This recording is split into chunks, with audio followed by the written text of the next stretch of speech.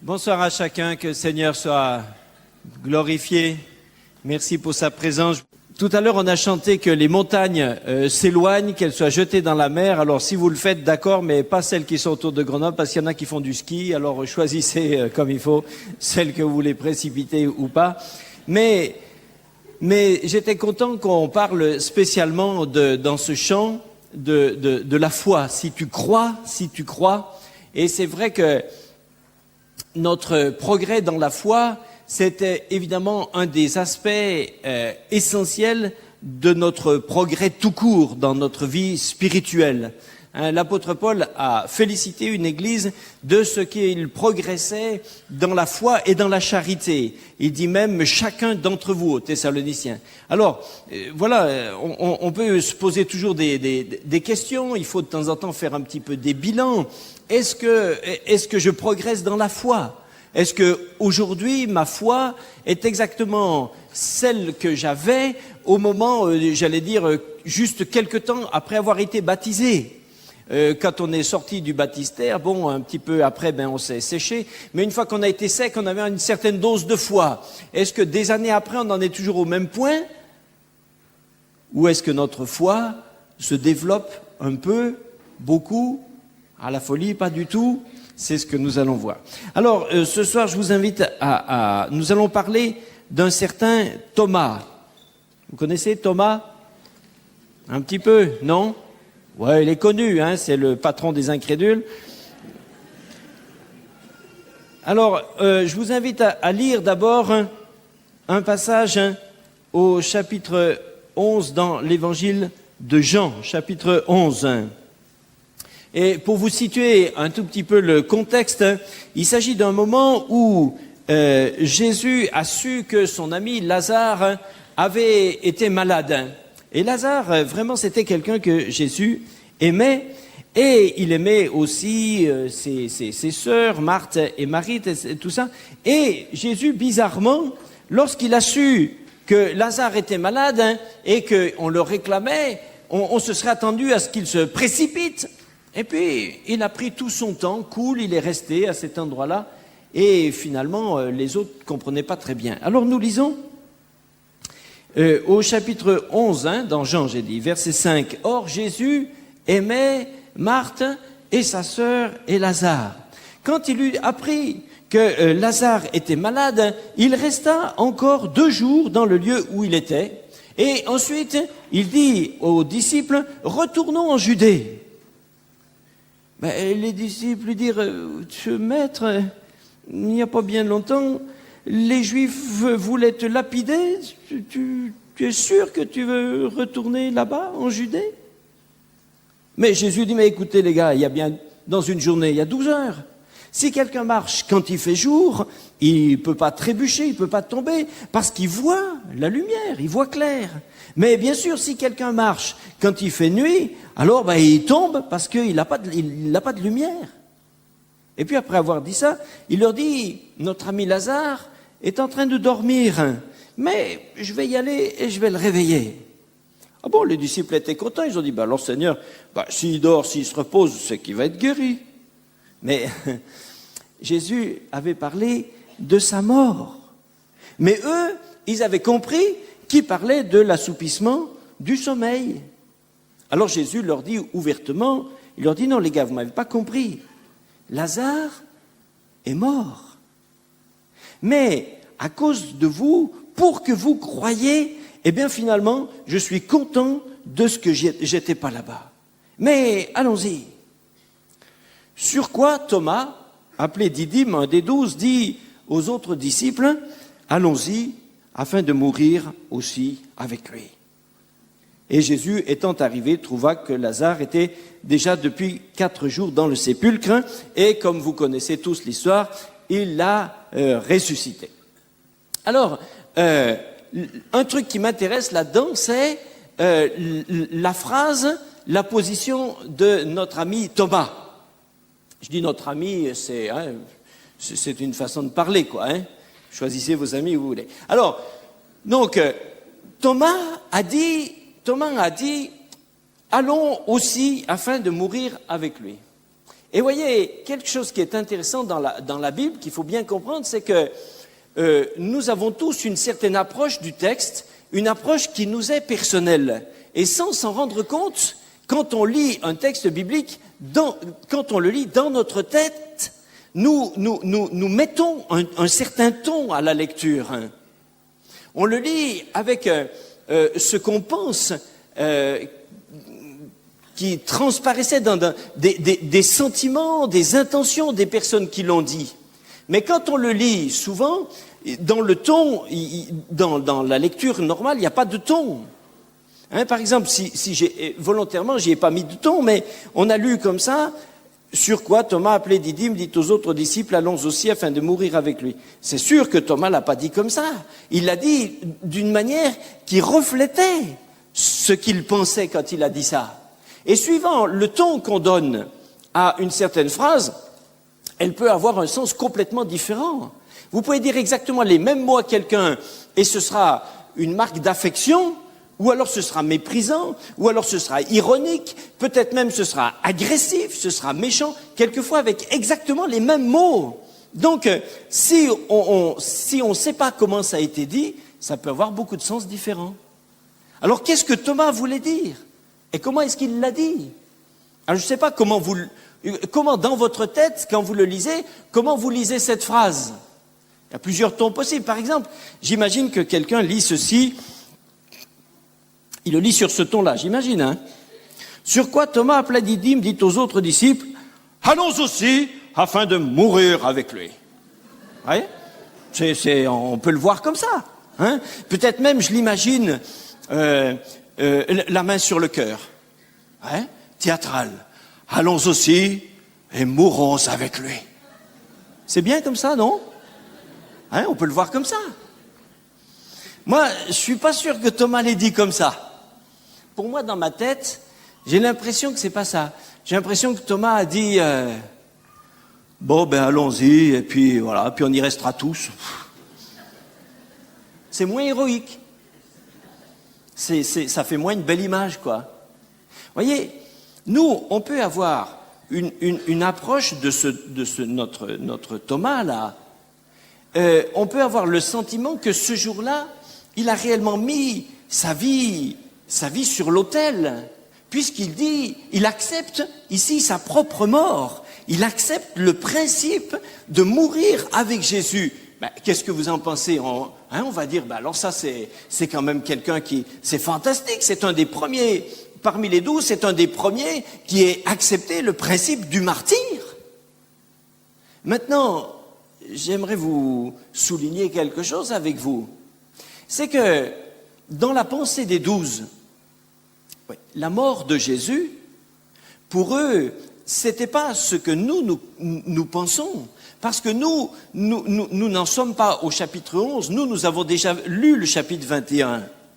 Nous savons que Jésus est mort, effectivement, et nous savons qu'il est ressuscité, et nous savons que c'était réellement le plan de Dieu, qu'il était même descendu du ciel pour ça. Mais quand ils en étaient au chapitre 11 de Jean, eux, ils n'en étaient pas là.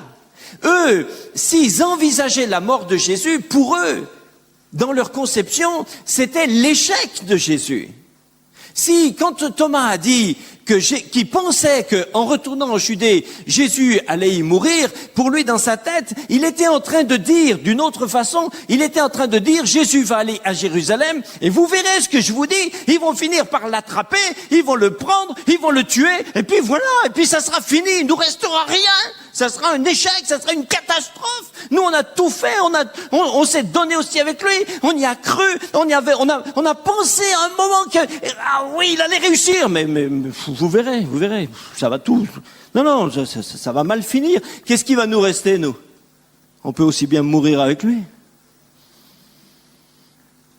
Ça fait moins foi, comme ça. Vu comme ça. Ça fait moins héroïque, Et je pense que c'est ça que Thomas est en train de dire. Et vous voyez, c'est intéressant de remarquer que l'incrédulité peut quelquefois se mettre derrière des paravents qui lui permettent de jouer à l'héroïsme, qui lui permet de jouer à la foi, qui lui permet de se transformer en pseudo-acceptation même du martyr. Alors que, en réalité ici, c'est seulement la confession de l'échec de Jésus. C'est la confession de leur propre échec. C'est la confession c'est une confession passive pour dire tout va échouer. Mais ça a l'air pas mal si on se laisse tromper à ça. Comprenez? Voilà, ça c'est Thomas. Alors, c'est pas étonnant si, un petit peu plus loin, tiens, je vous emmène au chapitre 14. On va plus loin, hein, toujours dans Jean. Chapitre 14. C'est à peine un tout petit peu plus tard, quand Jésus a commencé, quand Jésus essayait de leur faire passer en quelque sorte son testament spirituel. Et dans les derniers jours, Jésus essayait de les encourager. Et au chapitre 14, justement, Jésus a commencé par une exhortation sur la foi. Croyez en moi. Il leur dit que votre cœur ne se trouble pas. N'ayez pas peur, soyez pas dans l'angoisse. Croyez en Dieu, croyez en moi. Dans la maison de Dieu, il y a beaucoup de demeures. Si c'était pas comme ça, écoutez, je vous l'aurais dit. Écoute, je vais vous préparer une place. Quand je m'en serai allé, quand je vous aurai préparé une place, alors je reviens, je vous prends avec moi, et là où je suis, vous y serez aussi. Vous savez bien où je vais. Vous savez le chemin. Mais Thomas lui dit, Seigneur, nous ne savons même pas où tu vas. Comment est-ce qu'on pourrait savoir le chemin? Mais Jésus lui dit, mais Thomas, je suis le chemin. Je suis la vérité, la vie. Personne ne pourrait venir au Père si ce n'est par moi. Si vous me connaissiez, vous connaîtriez aussi mon Père. Mais déjà maintenant, vous le connaissez, vous l'avez vu. Philippe lui dit, écoute Seigneur, tu nous montres seulement le Père et ça nous suffira. Mais Jésus lui dit, mais Philippe, il y a tellement longtemps que je suis avec vous et tu ne m'as pas connu, Philippe. Comment est-ce que tu peux dire, montre-nous le Père? Tu comprends pas que je suis dans le Père? Tu comprends pas que le Père est en moi?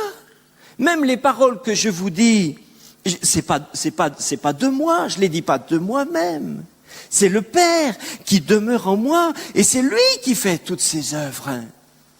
Et voyez, on retrouve ici Thomas et son complice, là, Philippe. Et Thomas, encore une fois, exprime quelque chose qui, pendant longtemps, m'a finalement assez peu choqué. Parce que c'est vrai, Jésus dit, vous savez où je vais et vous en savez le chemin. Et moi, je me mettais facilement, pendant longtemps, je me suis mis facilement à la place de Thomas et je me suis dit que, effectivement, si j'avais été à sa place, j'aurais bien pu dire quelque chose comme il a dit. Tu vas où? On n'en sait rien. Alors, on ne sait même pas où tu vas. Quel chemin? On sait pas. Comment est-ce qu'on peut savoir le chemin de quelque chose qu'on ne sait même pas où ça va? Alors moi, longtemps, ça m'a vraiment pas choqué du tout, ça. Parce que ça me paraissait une réponse tellement naturelle. Ça me paraissait une réponse finalement tellement logique. Mais maintenant, regardez bien, faisons attention. Jésus vient d'affirmer deux choses. Jésus affirme très clairement deux choses. La première, il dit, vous savez où je vais. La deuxième, il dit, vous savez le chemin. Thomas prend la parole et il dit clairement à Jésus, en le regardant dans les yeux, il lui dit deux choses. Il lui dit, Jésus, tu viens de dire deux choses qui sont fausses toutes les deux. La première, c'est que tu prétends que nous savons où tu vas, et moi je dis que ce n'est pas vrai, nous ne savons pas où tu vas. Et la deuxième, c'est que tu prétends aussi que nous savons le chemin, et moi je dis que c'est pas vrai, nous ne connaissons pas le chemin. Est-ce qu'on ne va pas appeler ça de l'incrédulité? Vous voyez, dans l'épisode précédent, l'incrédulité de Thomas s'était exprimée à ses camarades. Thomas avait dit à ses camarades, allons et mourons avec lui. Mais maintenant, il y a comme une progression. Thomas regarde Jésus face à face, les yeux dans les yeux, et il est capable de lui dire, les yeux dans les yeux, Jésus, tu viens de dire deux choses fausses. Et comment ça se fait que nous, ça ne nous a pas choqués quand on a lu ça? Comment ça se fait qu'on a trouvé la réponse de Thomas si naturelle? Mais parce qu'on a le même problème. C'est pour ça que ça nous a semblé tellement naturel. On a dit, ben ouais, Thomas, bien sûr, c'est vrai.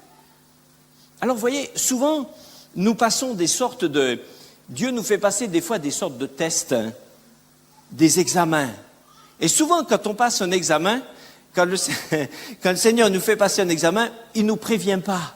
Il ne nous avertit pas la semaine avant. Il dit, attention, mardi soir, 20h30, vous aurez un DS. Non. Ça arrive tout d'un coup, pouf, ça vous tombe dessus, interro flash éclair, paf, tu as une demi-seconde pour répondre un. Et c'est ce que tu réponds à ce moment-là qui est intéressant. C'est intéressant par rapport à la foi, par rapport à l'humilité, par rapport à des tas de choses. Rappelez-vous, une fois, Jésus a fait un test de foi à ses disciples. Il y avait 5000 personnes et il leur a dit, les gars, ils n'ont rien à manger, c'est tous ces braves gens. Ben, les autres, ils ont dit non. Ben, Jésus leur dit, vous, donnez-leur à manger. Ils se sont regardés, ils ont dit, avec quoi? Avec quoi? Or, le texte dit, Jésus disait cela afin de les éprouver. Mais eux, ils ne savaient pas qu'ils passaient un examen. Alors, ils passaient un examen de théologie et ils ont confondu avec un truc de maths. Alors, ils ont commencé à faire des calculs. Ils ont dit, voyons, donc dans une rangée comme ça, là, il y a bien 500 personnes. Donc 500, là, ça fait 1000, 5000. Bon. Alors, un pain pour deux, 2500 pains. Le pain, en ce moment, est un machin. Il en faut 2 tonnes machin. Alors, pour transporter ça, des charrettes. Bon. Alors, la charrette, en ce moment, on la loue. Voilà. À la fin, il y en a un qui a dit 200 deniers, mais c'était pour dire 200 deniers ou autre chose. De toute façon, ça va pas. Combien ils ont eu à l'interro? 0. Ils étaient hors sujet. On leur demandait de savoir comment on pouvait faire confiance à Dieu. Ils ont répondu avec des chiffres. Hein. Jésus dit, mais vous n'avez même pas répondu à la question. Hors sujet. Alors il a dû les nourrir eux-mêmes. Mais la foule. Mais si ils avaient pris au sérieux la proposition de Jésus, c'est pas Jésus qui aurait fait la multiplication des pains. C'était eux parce que Jésus leur avait demandé à eux de le faire. Jésus donc leur avait donné la capacité de le faire. Quand il leur a dit « donnez-leur vous-même à manger », ça veut dire qu'ils avaient la capacité de le faire. Mais ils ne l'ont pas fait ce jour-là. Alors Jésus l'a fait. Ils ne s'étaient pas rendu compte qu'ils passaient un examen. Et ici, Thomas ne s'est pas rendu compte qu'il a échoué complètement à un examen. Vous voyez, s'il avait fait attention, s'il avait dit « Seigneur, tu vois Seigneur, là, il y a un truc qui me gêne. » C'est que tu dis que nous savons où tu vas et que nous savons le chemin. Et si je m'écoute, j'ai comme l'impression, en moi-même, ça me donne l'impression que je ne sais pas. Alors comment ça se fait? Toi, tu dis que je sais. Donc si tu dis que je sais, c'est sûrement que c'est vrai. C'est que je sais. Mais même si tout mon être intérieur me dit le contraire, c'est toi qui as raison. Mais comment ça se fait? S'il avait déjà simplement posé la question sous cet angle-là, il avait déjà au moins largement la moyenne.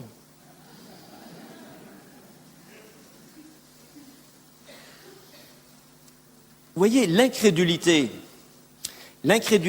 c'est pas le fait de ne pas savoir ce que Dieu a dit.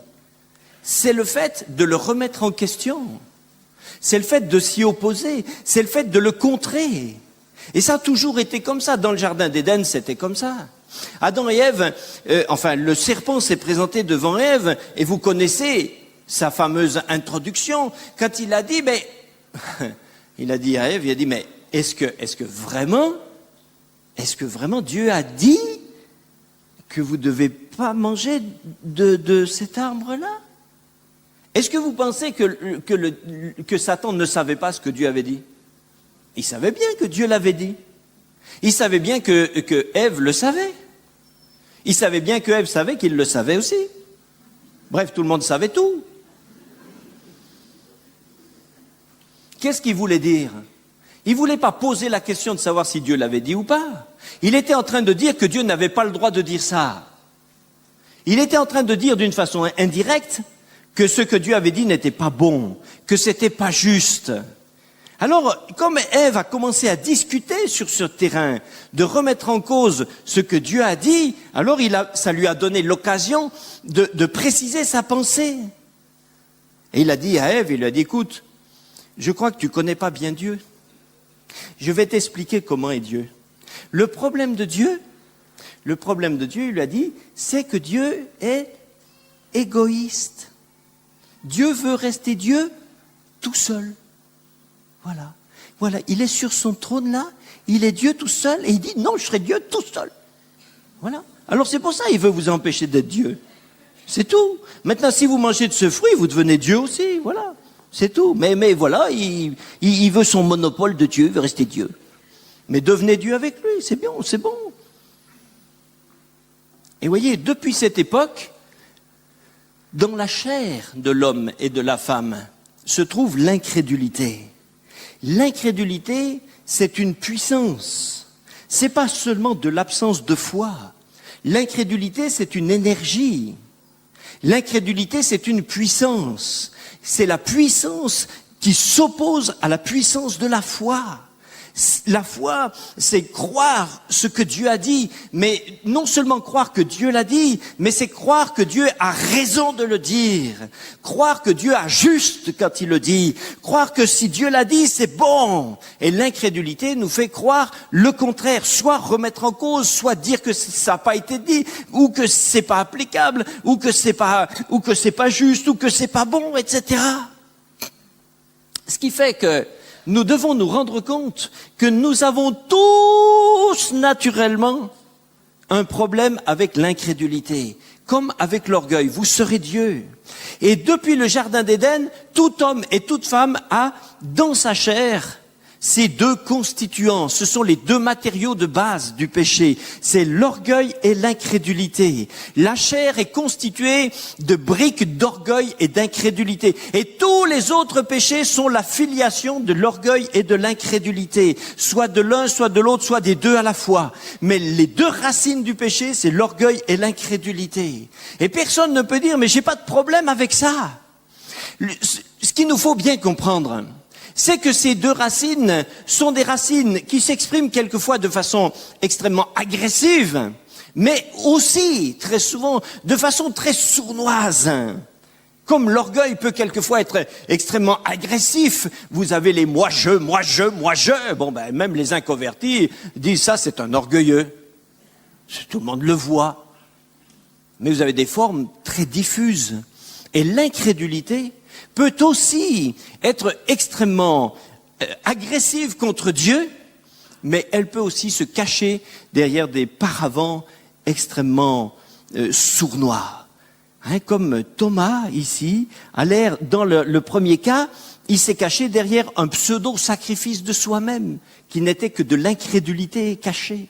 Ici, il semble se cacher derrière le raisonnement intellectuel. Puisque nous ne pouvons pas démontrer intellectuellement que ce que tu as dit est juste, alors nous ne pouvons pas l'accepter. Mais combien de fois ne fonctionnons-nous pas sur cette base-là ?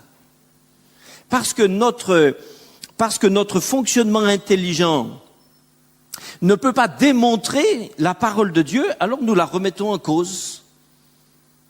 Et nous avons quelquefois tout à fait l'illusion de fonctionner de manière très raisonnable. Dans un certain sens, c'est raisonnable. C'est la raison de l'homme. Seulement, cette raison s'oppose à la foi en Dieu. Vous voyez, il y a une progression ici dans le comportement de Thomas. Je ne crois pas que Thomas était le seul des 12 à avoir été incrédule. Je crois que c'était leur problème, c'était un problème commun. Mais si Dieu permet dans sa parole que ce soit souvent dans sa bouche que nous retrouvions ces expressions-là, c'est afin de les souligner particulièrement. Mais comme ici, par exemple, on voit ici Philippe qui fonctionnait exactement de la même manière que lui. Alors, est-ce qu'on peut encore aller un petit peu plus loin ? Toujours dans l'évangile de Jean, on arrive maintenant au fameux passage, le coup d'éclat de Thomas qu'il a rendu célèbre à travers les siècles. Chapitre 20. Chapitre 20, vous connaissez ça, verset 19. On est maintenant au moment où Jésus est ressuscité. Alléluia. Jésus est ressuscité, il est sorti du tombeau. Chapitre 20, verset 19. Le soir de ce jour qui était le premier de la semaine, donc un dimanche, les portes du lieu où se trouvaient les disciples étaient fermées à cause de la crainte qu'ils avaient des Juifs. Et Jésus vient, il se présente au milieu d'eux et il leur dit « La paix soit avec vous ». Et quand il lui dit ça, il leur montra ses mains et son côté. Les disciples étaient dans une telle joie en voyant le Seigneur. Et Jésus leur dit de nouveau, la paix soit avec vous. Comme le Père m'a envoyé, moi aussi je vous envoie. Et après ces paroles, il souffla sur eux. Et il leur dit, recevez le Saint-Esprit. Ceux à qui vous pardonnerez les péchés, ils leur seront pardonnés. Ceux à qui vous les retiendrez, ils leur seront retenus. C'était formidable. Le problème, c'est que Thomas, appelé Didyme, l'un des 12, n'était pas avec eux lorsque Jésus vint. Alors, quand les autres disciples lui dirent donc, quand il est revenu, ils lui dirent donc, Thomas, nous avons vu le Seigneur. Il leur dit, moi, si je ne vois pas dans ses mains la marque des clous, si je ne mets pas mon doigt dans la marque des clous, si je ne mets pas ma main dans son côté, je ne croirai pas. Alors 8 jours après, les disciples de Jésus étaient de nouveau réunis dans la maison. Et cette fois, heureusement, Thomas se trouvait avec eux. Alors, Jésus vient, les portes étant fermées, il se présente au milieu d'eux et de nouveau il dit « La paix soit avec vous ». Et puis, il cherche, il regarde, Ah, Thomas, il appelle Thomas. Thomas, viens voir. Thomas, avance ici ton doigt. Regarde mes mains. Avance aussi ta main. Mets-la dans mon côté, Thomas. Ne sois pas incrédule, mais crois. Et Thomas répondit, mon Seigneur et mon Dieu. Oui, Jésus dit, oui, bien sûr. Comme tu m'as vu, tu crois. Ouais. Ça, c'est vrai. Mais heureux ceux qui n'ont pas vu et qui ont cru. Vous voyez, rien n'arrive par hasard. Même l'absence de Thomas la première fois, c'est pas un hasard. C'était normal qu'il soit absent. Il s'est pas rendu compte que quand il est parti faire des courses à Carrefour, il est allé parce que, en fait, il fallait pas qu'il soit là ce jour-là. Parce que sinon, il aurait vu Jésus comme tous les autres et il aurait eu l'illusion qu'il avait la foi. Alors il n'était pas là. Et quand il est revenu, il était surpris parce que auparavant, quand il a quitté ses petits camarades, ils faisaient des têtes comme ça. Bien sûr, ils venaient d'enterrer Jésus. C'était horrible pour eux. L'univers s'était effondré. Et tout d'un coup, le voilà qui revient avec ses petites courses, rasant les murs. Et il trouve les disciples avec des mines comme ça, des sourires. Ils étaient contents, ils sautaient dans la maison comme des puces. Ils étaient tellement réjouis.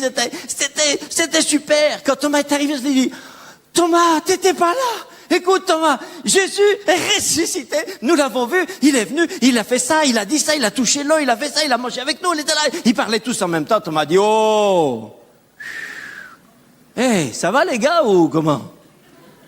Non, ils ont dit, Thomas, écoute Thomas. Jésus est ressuscité. Nous l'avons vu.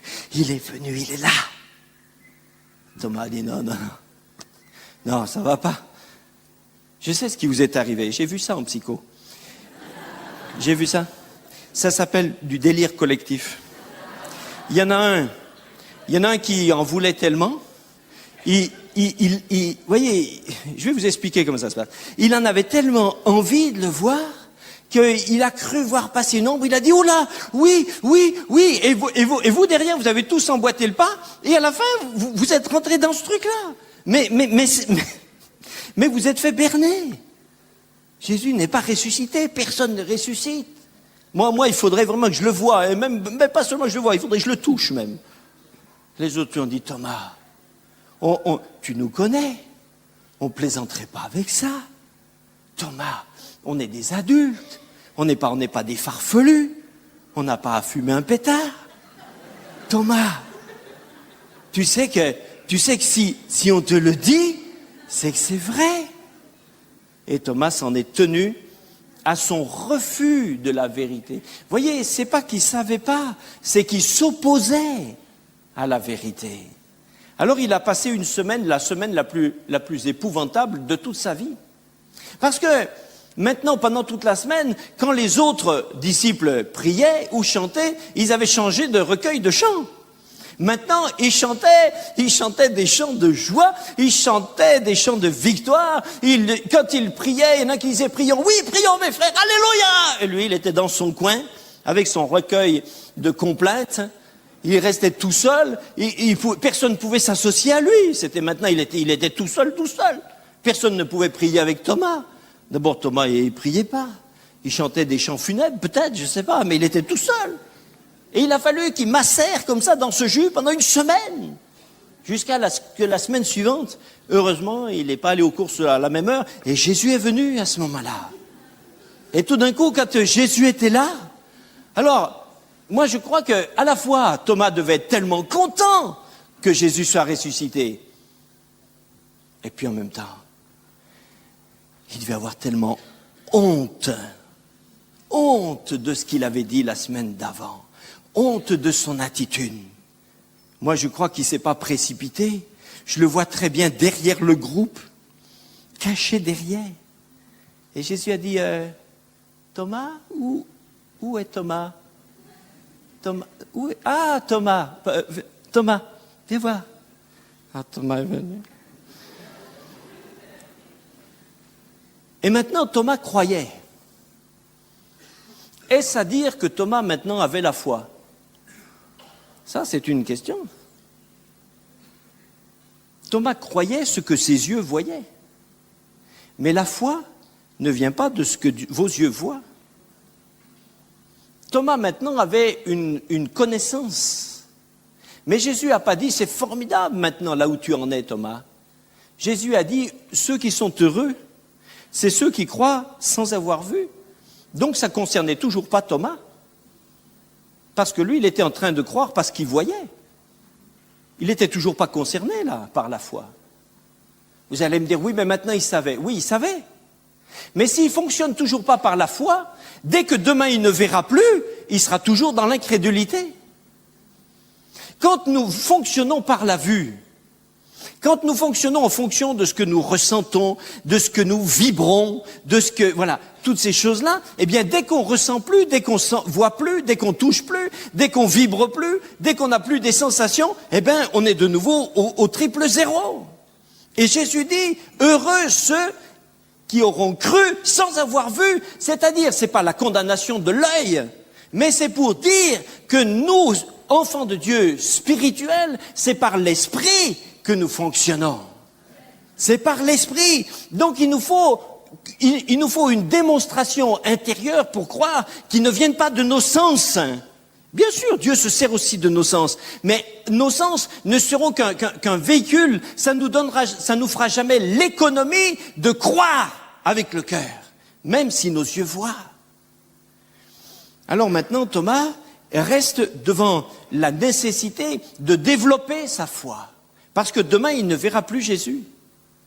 Qu'est-ce qu'il va faire demain quand il aura une difficulté, quand il devra pourvoir à ses besoins, lorsqu'il devra s'opposer à une puissance spirituelle? S'il marche toujours d'après ce qu'il voit, eh ben de nouveau, il va pleurnicher et il sera incapable de quoi que ce soit. Où en sommes-nous, frères et sœurs, avec notre foi? Vous savez, plusieurs fois, on a dit que Thomas avait un surnom, il s'appelle Didyme. En grec, Didymos, c'est un jumeau. Donc, tout simplement, ça veut dire que Thomas devait avoir un frère jumeau. Ils étaient deux. Bon, on ne sait pas. Et des fois, je me suis dit, mais à quoi ça sert que la Bible nous dise que Thomas s'était surnommé jumeau, qu'il a un jumeau, et puis on ne le voit jamais? J'ai dit, mais ça nous sert à quoi de savoir que Thomas avait un jumeau? On ne le voit pas. Il est où, ce jumeau? Et puis tout d'un coup, un jour, j'ai dit, mais bien sûr, ça y est, je sais qui est le jumeau de Thomas. Mais oui, c'est moi.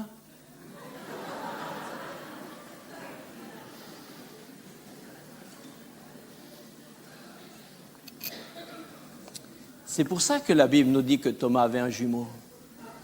Et qu'elle ne nous le montre pas. Parce que chacun peut mettre sa petite carte d'identité en face. Frères et sœurs, nous avons besoin de comprendre que l'incrédulité est une puissance diabolique qui s'oppose à ce que Dieu dit, à ce que Dieu est, à ce que Dieu fait, à ce que Dieu veut, à ce que Dieu promet.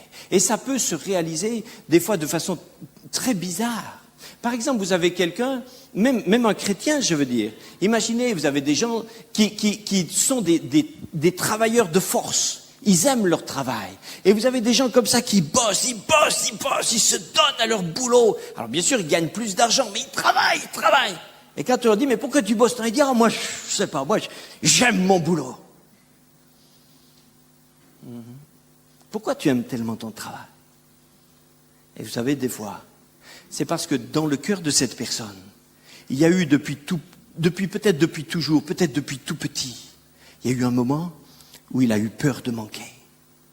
Et parce qu'il a eu peur de manquer, il est maintenant dans une spirale où il lui faut toujours faire plus pour avoir plus. Alors on pourrait dire, oui, mais il y a un moment où quand il a beaucoup, il doit être assuré. Non, parce que l'incrédulité est une puissance spirituelle. Donc comme c'est une puissance spirituelle, vous ne pourrez jamais la combattre avec des biens matériels. Donc le gars qui est incrédule et à qui son incrédulité donne la peur de manquer, quand bien même il serait multimilliardaire, il a toujours peur de manquer. Parce que le matériel ne lui permettra jamais de détruire, de démolir une puissance qui est spirituelle. Alors vous pouvez dire, mais ce gars-là, il est à l'abri du besoin. Oui, du besoin matériel. Et il est toujours confronté à son problème. Et peut-être même il est chrétien. Et pour se rassurer et se justifier, se déculpabiliser, pour être bien avec lui-même, alors avec tous ses biens, il fait aussi beaucoup de bien autour de lui. Alors on lui dit que Dieu continue de te bénir puisque ça te permet de faire du bien. Il a besoin de délivrance. Peut-être pas de la délivrance d'un démon, mais il a besoin d'être changé en lui-même. L'incrédulité peut se camoufler derrière des choses très, très, très insidieuses. Imaginez quelqu'un dans l'église, ça c'est un cas typique qui arrive. Imaginez quelqu'un dans l'église qui est extrêmement impliqué dans l'œuvre. Quelqu'un qui se donne à fond dans toutes les activités de l'église. Tout ce que l'église fait, j'allais dire, il est sur tous les coups. Il est dans tout. Il fonce. Et alors on dit, ça c'est un type engagé. Ça c'est quelqu'un qui est consacré. Ça c'est un battant. Ça c'est quelqu'un qui est entier. Formidable. Maintenant, peut-être que quelquefois, ce qu'il faudrait voir dedans, c'est quel est le ressort de cet activisme forcené. Et je vais vous dire comment quelquefois ce ressort peut être de l'incrédulité. Parce que vous avez des gens qui depuis tout petit ont cru qu'on devait gagner l'affection de Dieu. Alors toute sa vie, comme ce gars, il ne croit jamais que Dieu l'aime tel qu'il est. Il n'arrive pas à croire que Dieu puisse l'aimer gratuitement, pour rien, comme il est. Alors toute sa vie, il a besoin de faire quelque chose parce qu'il ne croit pas que Dieu l'aime. Alors toujours il essaye d'en rajouter, toujours il essaye d'en faire plus. Et le ressort de cette hyper consécration activiste, c'est de l'incrédulité. C'est embêtant ça, hein?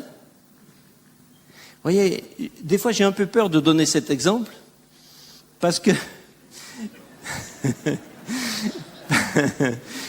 je voudrais pas donner une occasion de se saisir de ce que j'ai dit à quelques-uns qui sont bien engagés pour retomber maintenant dans la paresse. Comprenez-moi bien. Je veux dire que ce cas est un cas possible qui existe et que c'est pas tous ceux qui sont engagés avec le Seigneur qui le sont pour cette motivation-là. Mais que cette motivation peut exister, qu'elle peut se cacher là-dedans. Les raisons, les preuves, les choses qui nous ont obligés à faire tellement de choses pour mériter les choses de Dieu, c'est de l'incrédulité. Il y a un tellement grand nombre de craintes qui sont motivées par l'incrédulité. Nous avons tellement de raisons de craindre. La crainte de manquer, la crainte d'être malade, la crainte de la mort, la crainte de souffrir, la crainte des catastrophes, la crainte de ceci, de cela. Et tout ça, c'est toujours parce que quelque part, à un certain moment, nous n'avons pas réussi à croire que Dieu nous aime, que Dieu nous protège, que Dieu nous garde, que Dieu nous dirige, que Dieu nous conduit, que Dieu pourvoit, etc. Il y a des tas de domaines où on n'est même pas conscient qu'on est incrédule. Nous, Français, aujourd'hui, 21e siècle, en France, quand on prie notre Père, etc., donne-nous notre pain quotidien, ça nous est tellement facile de nous faire à nous-mêmes le coup, l'illusion de la foi. Parce que notre pain quotidien, en réalité, il est assuré, la plupart d'entre nous, pour 6 mois d'avance. Alors on n'a pas de problème à dire donne-moi mon pain quotidien. Et on se rend même pas compte qu'on n'a aucune foi pour le pain quotidien. Et c'est pour ça que quelquefois Dieu veut nous guérir. Et pour nous guérir, il est obligé d'abord de nous montrer qu'il y a un problème. Alors de temps en temps, Dieu va permettre peut-être que dans ta vie, à un certain moment, tout d'un coup, tu vas manquer du pain quotidien. Tu te couches un soir et tu sais pas ce que tu vas manger demain. Alors là, tout à coup, quand tu dis « Notre Père, donne-nous notre pain quotidien », tu sais maintenant si tu as la foi ou pas. Mais c'est seulement maintenant que tu le sais. Avant, tu croyais savoir. Avant, c'était facile. Mais quand maintenant ça devient réel, quand c'est éprouvé, quand c'est mis à l'examen, est-ce que j'ai la foi? Est-ce que j'y crois? Est-ce que ça va marcher? Je ne m'appelle pas Abraham, alors est-ce que ça va marcher aussi pour moi? Et parce que Dieu nous aime, il va nous mettre nos illusions sous le nez. Il va falloir qu'on s'aperçoive qu'on est incrédule. Et Dieu après veut nous traiter. Il veut nous aider, il veut nous changer. Frères et sœurs, j'aimerais juste ce soir nous encourager à croire que nous pouvons faire des progrès dans la foi. Nous ne sommes pas obligés. C'est pas parce que nous devons reconnaître notre nature d'incrédulité. C'est pas pour ça que nous devons rester dedans. Et nous pouvons faire des progrès. Nous pouvons avoir, à la fin de cette année qui vient de commencer, nous pourrons avoir plus de foi qu'au 1er janvier. Et dans 2 ans, dans 3 ans, nous pourrons avoir plus de foi qu'aujourd'hui. Ce qui n'est pas normal, c'est que nous restions là où nous en sommes. Ce qui n'est pas normal, c'est que nous ne progressions pas. Toute la parole de Dieu nous invite à faire des progrès et nous invite à une démarche, à un changement. Et pendant que je parle ce soir, maintenant même, je sais qu'il y en a quelques-uns qui ne peuvent pas faire autrement que de se rendre compte face à eux-mêmes des domaines dans lesquels ils savent qu'ils sont incrédules. Ils disent oui, c'est sûr, dans ce domaine-là, j'y arrive pas, j'y crois pas. Alors quelquefois, faut le reconnaître. Allez, on est entre nous. Hein? On ne dit rien à personne. Mais entre nous, il y a des domaines où on a capitulé. On a dit, bon, moi dans ce domaine-là, c'est vrai, là, je suis pas au top. Hein. Il y en a qui sont bons, Seigneur, bénis-les, quoi. Mais c'est pas juste, il ne nous faut pas abdiquer comme ça. Mon frère, ma sœur, ne laisse pas tomber. Ne laisse pas tomber. Dieu veut te faire faire des progrès dans la foi. Dieu veut te faire faire des progrès dans la foi. C'est un travail. C'est pas parce que tout de suite, tout d'un coup, on va dire « Ouais, je prends une décision. » C'est bien, prends-la. Mais c'est pas ça qui va tout régler. Parce que c'est une bagarre dans le long terme. Ça va être c'est un combat, c'est une guerre de tranchées. Pied à pied. Il faudra prendre 1 mètre sur l'adversaire. 1 mètre par 1 mètre. Je refuse d'être incrédule. Je refuse, chaque fois que nous nous sentirons dans les doutes, il nous faudra dire, non mais, qu'est-ce que tu as dit? Est-ce que je vais m'appuyer sur ce que tu as dit? Et alors on va gagner un petit peu. Il ne s'agit pas de faire des grandes déclamations téméraires. Il ne s'agit pas tout d'un coup de proclamer des tas de trucs et la guérison de tous les cancéreux du département. Il s'agit d'être vrai avec Dieu. Il s'agit d'être transparent devant sa face. Et Dieu nous fera faire des progrès. Frères et sœurs, je vous dis de la part de Dieu. Je vous le dis ce soir de la part de Dieu. Je vous dis ce soir de la part de Dieu que si cette année, et vous et moi, nous nous bagarrons pour faire des progrès dans la foi, Dieu dit qu'il nous fera faire des progrès dans la foi. Dieu dit qu'il nous fera faire des progrès dans la foi. Je vous le dis de la part de Dieu solennellement ce soir. Dieu nous fera faire des progrès dans la foi parce que les disciples eux-mêmes ont reconnu qu'ils en avaient besoin. Ils ont dit « augmente-nous la foi ». Et Jésus n'a pas dit que c'était une mauvaise question. Il n'a pas dit « oh les gars, attendez, vous prenez pour qui ? Vous êtes à quel niveau ?» Il a tout de suite parlé de ce qu'était le but qu'on atteint quand on est dans la foi. Il a dit « ah oui, la foi, la foi, avec un tout petit peu de foi. » Avec un rien de foi. Oh, tiens, comme une graine de moutarde. Avec ça, vous dégagez une montagne. Jésus les voyait déjà là. S'il leur a dit, c'est bien parce qu'il imaginait qu'ils allaient y arriver. Non. Jésus, en quelque sorte, a cautionné leur demande. Il a admis leurs questions.